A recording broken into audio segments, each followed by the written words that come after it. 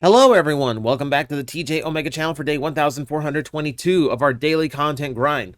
So, as you know, last week I took a vacation, took a week off because it was MetroCon time again, and I really, really need to get to doing my MetroCon recap video that I do every year, because it was a magical year. I want to tell you all about it. Just haven't gotten it organized just yet, and obviously San Diego Comic-Con meant we had a lot of priorities for this channel to cover before we can move on to like what my vacation was like. So hopefully on Tuesday, after we do the news roundup tomorrow, then I will be telling you all about MetroCon, because some really, really cool things happened. I really want to tell you about it. But before then, we did make a week-long vacation out of it. Me and my girlfriend decided, like, let's just take a few extra days and just have time to ourselves, so we're not just, like, spending the whole time bustling around the convention center and not getting any time together for all the time off we get to have. So, we get to actually spend a few days in Orlando. And because every time we go to Orlando, we're always doing the theme parks. So this time we decided, let's just relax and enjoy the town and hit a few of the geek spots along the way. And there's a bunch of things we did do that I'm not going to tell you about in this because this is about the toy hunting. So, Orlando's got a ton of really great little toy shops and one really big one we will get to. But I want to tell you just all about them. A lot of the ones that that I ended up visiting for the very first time, and just how interesting and quirky all of them are, because they all have some like weird little twists to them, and I always appreciate things like that. Just little oddities. But for this one, we are going to start in Orlando with a place that I've heard about a lot and never made it to, which was Echo Base Collectibles. So when you enter this one, I don't know why I got such a big kick out of this. So it shares a building with an embroidery business. And when you first go into the front door, like, it's a normal retail door. It's a big metal door you pull open and go inside. But you enter into this little mini hallway, and to the right is an open door to the embroidery shop, and to the left is a normal door, like an interior door with a knob, like you were walking into someone's bedroom. And that's it's the weird vibe you get. I felt like I was walking into somebody's like collection room that just happened to have a cash register set up in one of the corners. So that was the first impression of Echo Base. But once you get inside, it's the kind of spot that I like to find. It's a little shop, it's a hole in the wall, but it's dense. It's very dense and all manner of stuff, like loads of Transformers, loose and sealed. There, I can remember finding like Primal Rage figures. There was like old Street Fighter figures that I hadn't seen in forever, and a lot of rare stuff. That's what kind of threw me off, is that a lot of the stuff I was coming across was actually pretty rare, hard to find, and things I didn't even see in the larger stores I would visit on that exact same day. So it's a really impressive little, like, tucked away collectible shop. A lot of really, really cool stuff. There was a vintage cat slayer there that I really wish I could have taken home, but they're way too expensive now. Things like that came to me, and a lot of things that I used to own and had previously sold off, going like, man, I probably shouldn't have gotten rid of that. Not because of a monetary value thing, just like, oh, I kind of miss that figure. A lot of like really random stuff that I just kept pointing out, like they had like they had Gamras and they had Kamen Riders, and like one of my favorite things to find was like a local like vinyl maker and actually sold them toys, which is another cool thing. Like, I love finding little things like that. So keep in mind, now for shops, for this like whole thing, I had a convention to go to when the whole thing was said and done. So obviously I tried to hold back and not go crazy. Any one of these shops I could have dropped hundreds of dollars at, but I was trying to keep it to just a little bit. So from Echo Base, I took home a boxed Thrilling 30 Blitzwing.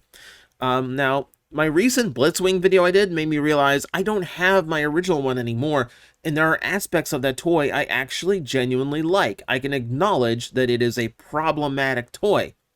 But I also like amend this mistake. I really shouldn't have gotten rid of the first one. So maybe fresh out of the box, my opinion will be a little bit different. The quirks about it that got on my nerves. Maybe someone's figured out how to fix like the torso and shoulders by now. Either way, it's nice to have that back in the collection. I've got all my like Voyager sized Blitzwings again. And then to class up my GoBots collection, we picked up Tux. They had a bunch of GoBots that would have been nice, but like I just Tux is one of those gimmicky, weird, like very characterful GoBots that I really like getting. And it's one of those that shows where GoBots has an advantage over Transformers because they're more willing to do things that aren't necessarily cool vehicles, but they're unique, you know? So like doing like a it's like an Aston Martin, like it's I don't know cars. I don't know cars. It's an old high-end car, like what they used to call a limousine before limos were just that really long car that you took to prom. No, it's just a fun toy. And it's actually a fun little transformation too. So that was our first leg. We moved on from there. So my girlfriend is a book talk girl, so we stopped at a few bookshops for her. But one of the places she also wanted to visit was a horror-themed shop called Atomic Horror. Now, I don't have any video from inside this place because I really didn't expect to find anything for me in there. It is very gothic. It is very dark, horror-based. Obviously, it's horror-based. But, you know, there's a whole corner dedicated to Elvira. There is a... If you remember the movie They Live, there's Roddy Piper that has a pair of glasses that show like the aliens hiding amongst us. There is a screen on the wall that's all white and black, whited out. But when you put the lenses on, you could actually see like the words from the movie, like the words like obey and purchase, like flashing up on the screen. In the like little clips from the movie. It's a really cool trick. It's a really cool trick. It's a bunch of like horror memorabilia, a lot of popular characters, plushies, t-shirts, figurines, etc. But cool for her. She loves the gothic stuff. She loves horror stuff. I spotted a Godzilla -1 blind box, realizing I didn't have any Godzilla -1 anything, and I really like that movie. So I took a shot on one, got the one I wanted, because they're all just variants of the same figurine, just different heads. But I wanted the roaring one, got the roaring one, so I'm happy. The next toy store we hit in there was Gods and Monsters. Another one that I kept hearing about, mostly as a comic book shop, but they definitely have a collectibles section as well. The odd thing to this one is, like, when you pull up to it, it looks like it's in a strip mall. You know, so, like, you're outside of the parking lot, you're just looking at the entranceway, and the entrance is underneath a sign that has like 4 different logos on it. Okay, that's a little bit odd. I'm not sure what you're getting at with this design.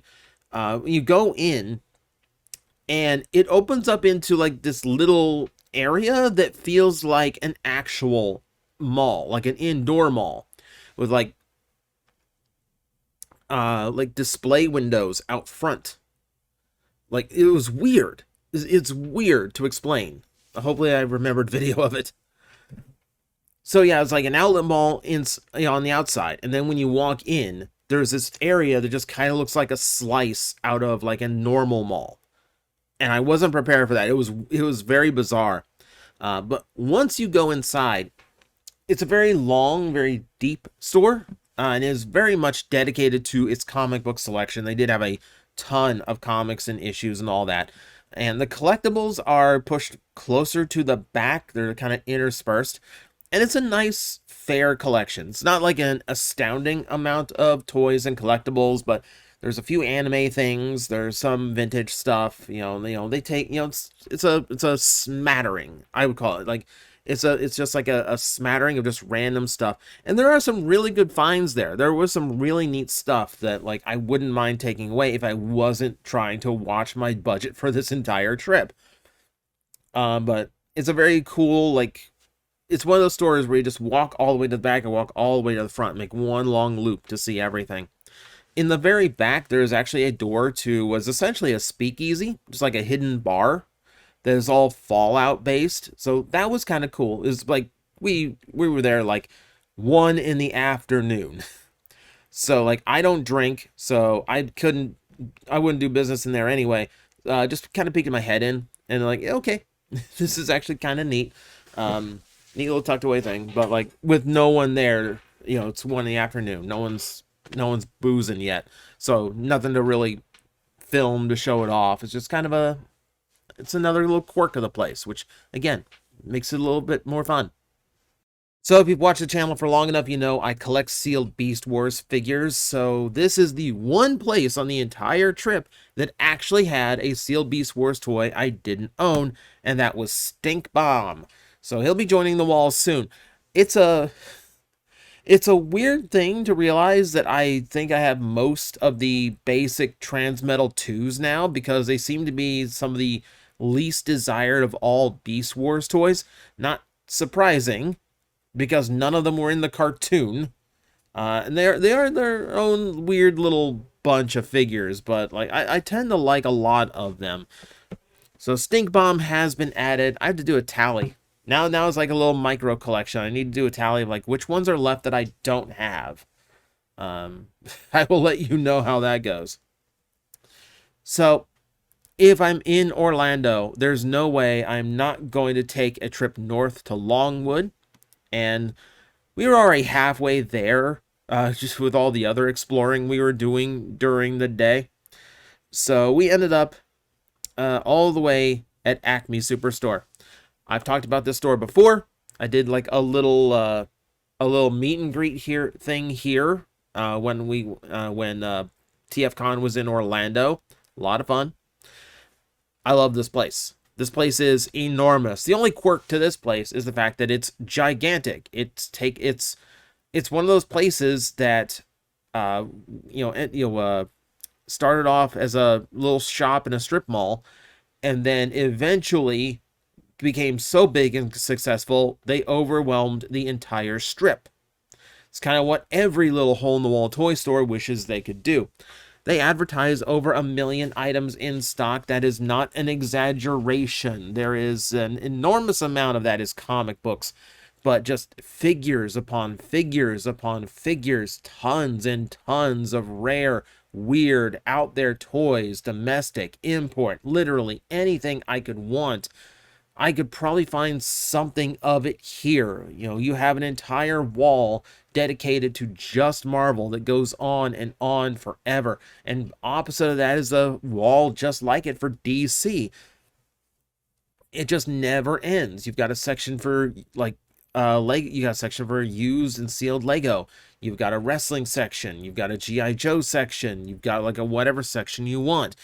And just when you think this place is just overwhelming with how big and dense it is, there's a back room.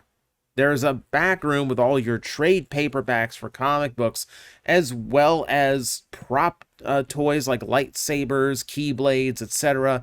High-end figurines, some Japanese collectibles, like just endless amounts of stuff just going on and on and on and on. I have literally walked this place for hours and could still find stuff. When I am finding random Glios toys there still for sale, they go for just about everything at this store.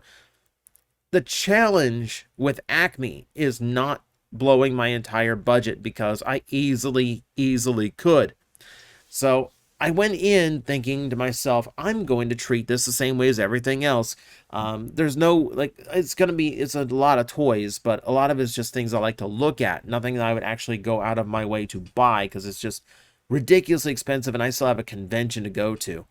But even then, it's fun to walk around. And you're always going to find a surprise. Sometimes you just never know what you are going to find.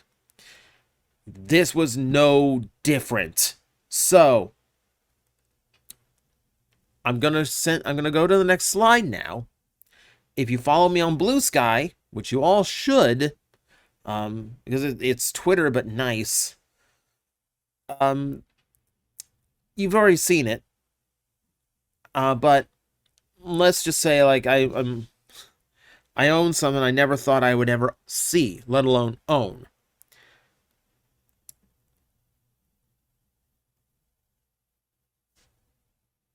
We'll talk about it in a bit. Give me a minute. Let's talk about the others first. So, the Stormjet you've already seen on this channel. We did an opening for it.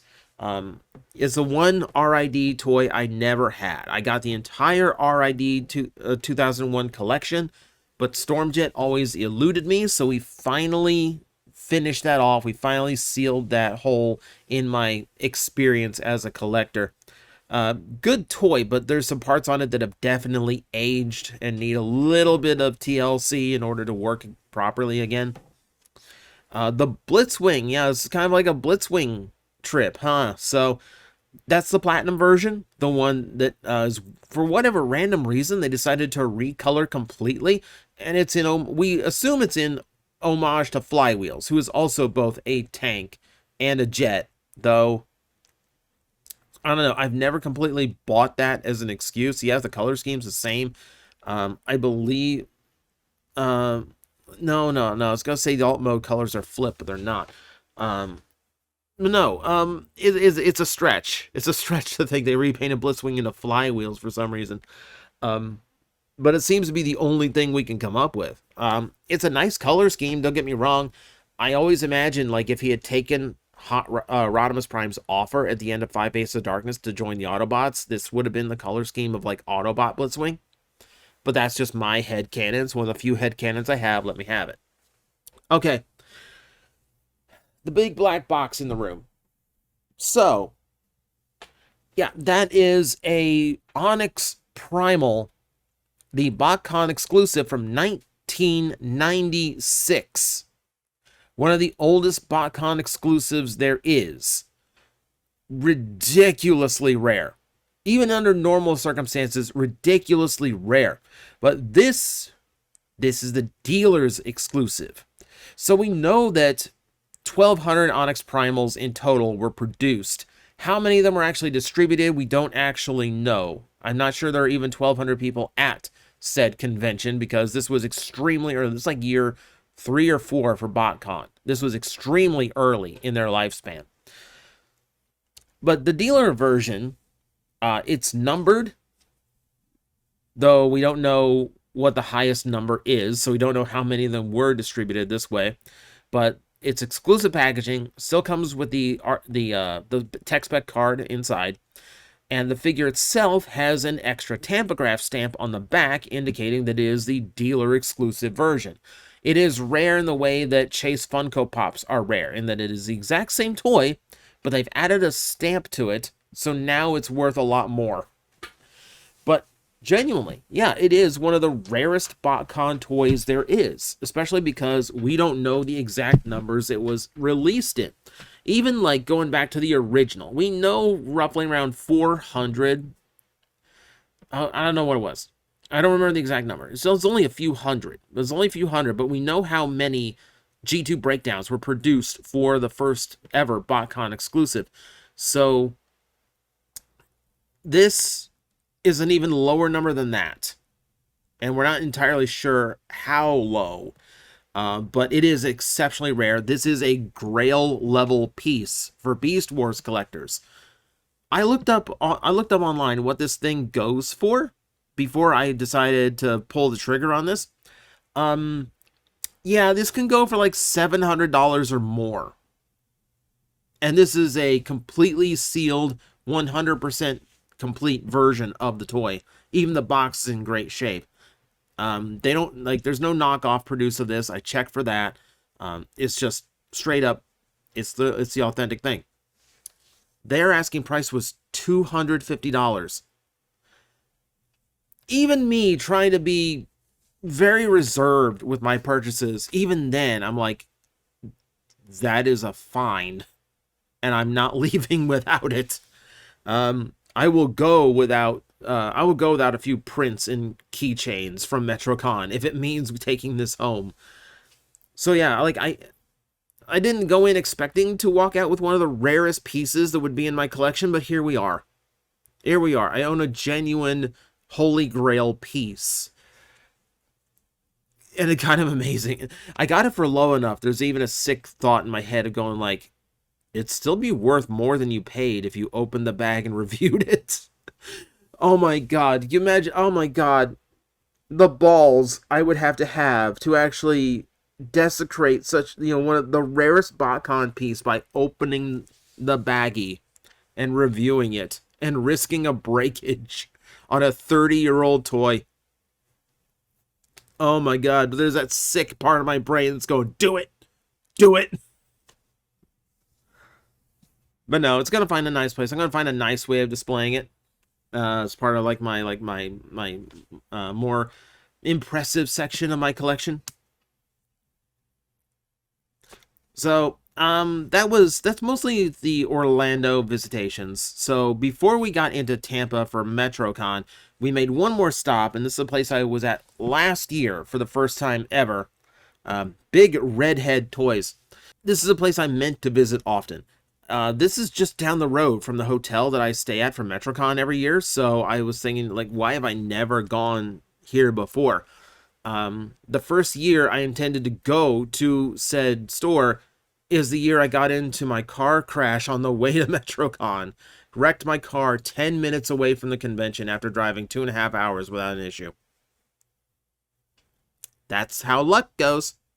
Made it there last year and walked away with my holy grail at the time, which was G1 Overlord. Meant to do a whole video on that. Lost the footage. But here we are. We visited again. This place is like 50% Transformers these days. They love their Transformers there, and they've got them from brand new releases, old school stuff, European exclusives. This crazy amounts. A lot of it in really good shape. They had another Overlord, which is way more expensive than the one I bought. So, yay me. I picked the right time to go. And then just overall, just some really, really impressive stuff here. It's much more focused. They do have quite a bit, and they have some surprising toys, but it's far more focused than the other places. A lot of it is Transformers, which obviously I appreciate. There's a Ratchet. There's a van outside done up as G1 Ratchet outside, which is great. But they do still have other things, obviously. They have a little bit of variety of toys, but it's much smaller. They have a ton of Marvel Legends. They got a bunch of Star Wars. They have some sealed Ninja Turtles. They have the flag from G.I. Joe there, still in the shipping case, probably the rarest condition you could ask that toy to be in. So it's a fantastic shop. Absolutely fantastic shop. Yeah. So this is another one where I could spend a lot of money here because it's a lot of Transformers, a lot of stuff I wanted. The thing that was there last year, still there now. There's a sealed Afterburner on card that I'm just like screaming at. It's like, oh, that's my childhood Technobot on card. I don't have any sealed G1. If I had any sealed G1, it would be one of those that I'm so connected to. I can't pay $200+ for something that's just going to be a display piece. He says after doing that to an Onyx Primal, but that's a far rarer toy. So Big Redhead's always a fun stop to make. And then I was going to keep it a little more reserved again, but again, they come up and surprise me every now and then. So I grabbed a complete G1 Weird Wolf for under $100. Complete Headmasters for under $100 is kind of rare and crazy, and I've only gotten it twice. Highbrow, I've also gotten for under $100. That was out in California. But this, I do love me some old school Headmasters, so it's nice to add another one to the collection. And then Baboom, who I've talked about on this channel. We talked about him during like the 10 best of every year, but that was always going off of like friends letting me play with theirs and getting to experience the toy that way. Now I own one properly. Now I finally have my own, and he is a very cool figure. Okay, I think that just about covers it. Like I said, there was a couple other shops I really wanted to hit, but they're closed on Mondays, which I was not aware of at the time. And I can't hit every place when I still had a convention to afford. Needless to say, there's a lot of really cool spots in Central Florida if you're willing to drive around long enough to look. Yeah, it's just my little corner in Southwest that just doesn't have much of anything, apparently. Everywhere else is just chock full. But that was the Toy Hunt Excursion. Yeah, I hope you enjoyed it. I hope you enjoyed me sharing my vacation with you, essentially. And thank you all for watching. I will see you next time. Hello everyone, I am Astral Agent Magnetar, a Tokusatsu VTuber, and I am streaming 4 times a week over on Twitch, Monday, Tuesday, and Wednesday afternoons, and a special late night one on late Friday/early Saturday. So come watch, come hang out, and let's make an impact together.